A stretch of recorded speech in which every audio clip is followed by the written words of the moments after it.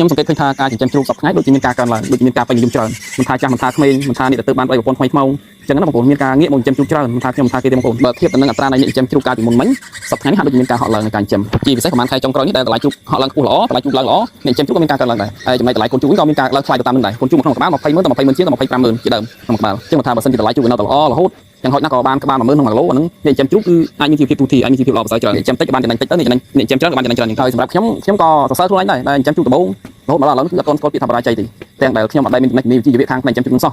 ចំណេញតិចហើយចំណេញច្រើនមានប៉ុន្តែថាឲ្យខ្ញុំបរាជ័យអត់ដែលខ្ញុំដំបូងឡើយខ្ញុំខ្លាចចិញ្ចឹមដែរបងប្អូនលីសាខ្ញុំឃើញបងប្អូនយើងផ្សេងៗគាត់ចិញ្ចឹមដំបូងគឺគាត់បរាជ័យច្រើនមែនទែនជាពិសេសចិញ្ចឹមដំបូងមកថាឡើយចិញ្ចឹមដំបូងចិញ្ចឹមជើងចាស់ដៃចាស់ក៏បរាជ័យច្រើនដែរអញ្ចឹងធ្វើខ្ញុំដំបូងឡើយគឺខ្ញុំខ្លាចក្នុងការចិញ្ចឹមជ្រូកដែរបងប្អូនអញ្ចឹងពេលដែលបានចិញ្ចឹមចេះតែមានការប្រុងប្រយ័ត្នចេះតែមានការភ័យខ្លាចចេះតែមានការមើលថែទាំអញ្ចឹងទៅតែខ្ញុំចាប់ដើមចិញ្ចឹមដំបូងក៏ប្រពន្ធនៃ9ចិញ្ចឹមដែរបងប្អូនសម្រាប់ខ្ញុំអត់ចង់ចិញ្ចឹមទេទី1ខ្ញុំខ្លាចនៃការខូចខាតដោយសារខ្ញុំដឹងថាជ្រូកវាមានរោគច្រើនយើងអត់ចំណេះជំនាញយើងក៏បានការមើលថែទាំទី2ខ្ញុំខ្លាចជ្រូកបងប្អូនខ្ញុំខ្លាចជ្រូកមែនទែនខ្ញុំចូលចិញ្ចឹមជ្រូកដោយសារខ្ញុំខ្លាចជ្រូកពេលដែលបានចិញ្ចឹមខ្លួនឯងទៅស្រឡាញ់ជ្រូកខ្លាំងជាងប្រពន្ធនៃ9ចិញ្ចឹមទៀតអញ្ចឹងការតស៊ូចិញ្ចឹមជ្រូករបស់ខ្ញុំមករយៈធំនេះគឺខ្ញុំបានឆ្លងកាត់បញ្ហាបទពិសោធន៍និងដំណោះស្រាយមួយចំនួនខ្លះដែរទើបខ្ញុំចេះតែព្យាយាមយកទៅចែករំលែកជូនបងប្អូនយើងដែលកំពុងតែរៀនចិញ្ចឹមដែលកំពុងតែចិញ្ចឹមអត់បទពិសោធន៍អត់ចំណេះជំនាញអញ្ចឹងណាខ្ញុំយល់អារម្មណ៍អ្នកចិញ្ចឹមដំបូងគ្នាការខ្ញុំចិញ្ចឹមដំបូងគឺខ្ញុំពិបាកប៉ុណ្ណាក៏ខ្ញុំដឹងអារម្មណ៍នេះដែររៀនចិញ្ចឹមគ្នាទើបខ្ញុំចេះតែព្យាយាមចែករំលែកអញ្ចឹងទៅតាមតែអាចចែកទៅបានខ្ញុំចេះប៉ុណ្ណាខ្ញុំប្រាប់ប៉ុណ្ណឹងកន្លែងណាដែលថាខ្ញុំអត់ចេះខ្ញុំអត់ខ្ញុំសួរបងប្អូនវិញដូចគ្នាដែរប៉ុន្តែសំណួរដែលខ្ញុំទទួលបានពីច្រើនសតតែជារឿងដែលខ្ញុំធ្លាប់ជួបសតតែរឿងដែលខ្ញុំធ្លាប់ចង់កាត់ធ្លាប់បានដោះស្រាយព្រោះហេតុអីដោយសារអ្នកដែលរៀនចិញ្ចឹមដំបូងគឺគ្មានសំណួរអ្វីក្រៅពីសំណួរដែលខ្ញុំធ្លាប់សួរគេដែលខ្ញុំធ្លាប់ជួបខ្លួនឯងនឹងទេដល់ពេលអញ្ចឹងទៅបងប្អូនសួរទៅប៉ះតាសំណួរដែលខ្ញុំធ្លាប់សួរគេដែរធ្លាប់សួរទៅប៉ះតាសំណួរដែលខ្ញុំដោះស្រាយហើយអញ្ចឹងខ្ញុំចេះតែឆ្លើយចេញទៅខ្ញុំចេះតែឆ្លើយជូនបងប្អូនទៅហើយបងប្អូនពេលដែលទទួលបានចម្លើយពីខ្ញុំទៅក៏គាត់មានការពេញចិត្តនៃការឆ្លើយរបស់ខ្ញុំដែរទៅ